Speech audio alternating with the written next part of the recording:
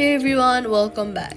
If NAB Internet Banking is not available, first check that if NAB is performing maintenance or experiencing service outages, then head over to your app, log out of your account, then log in back. Again, enter your NAB ID and password correctly so you won't have to enter it multiple times and you could get more temporarily logged out.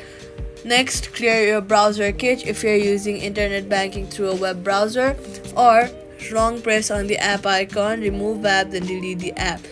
If after deleting it, go to the app store, search for your app and reinstall it again. If using mobile banking, if the service is still unavailable, wait for a while and try again later or contact NAB support for confirmation and assistance, and that's it. Subscribe for more quick fixes.